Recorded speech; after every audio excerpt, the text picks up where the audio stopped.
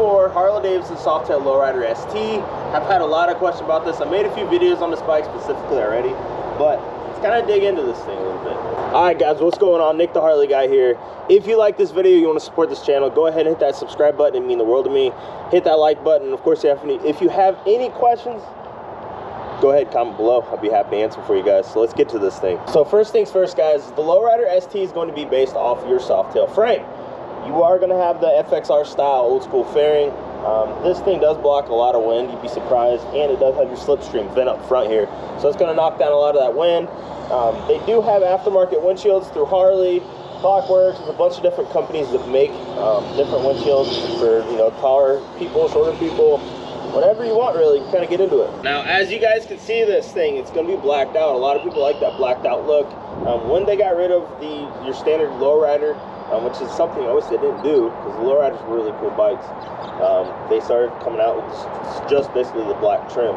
This is going to come in the billiard gray, which is the base color now for Harley Davidson, coming out for 2024. Now, that being said, this bike does come factory with a 117 Milwaukee 8 engine. So, we talk power to weight ratio. This is a very light bike. Having this much power, it's a lot of fun. And you're going to have a 6-speed transmission. So, good bike for getting on the highway, those longer trips and things like that.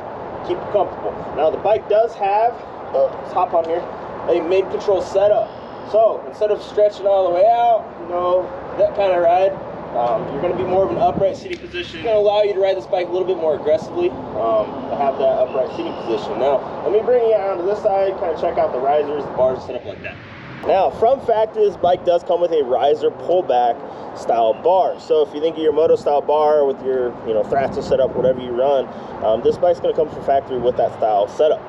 Having that pullback is going to give you a little bit more arm comfort. You're not going to be stretching out as much for those longer rides. The bike will come from factory with cruise control.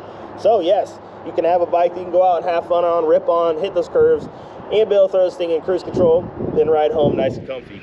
The bike will come with a digital readout for your speedo, gauges and things like that. And it'll have a gear indicator too. So a lot of new riders want to have that option. You will have that on this bike. You have your standard style tank console. Now, people back in the day always remembered you see a Lowrider had the dual gauges on the tank. They went away with that and they went with the digital setup, which some people like it, some people don't.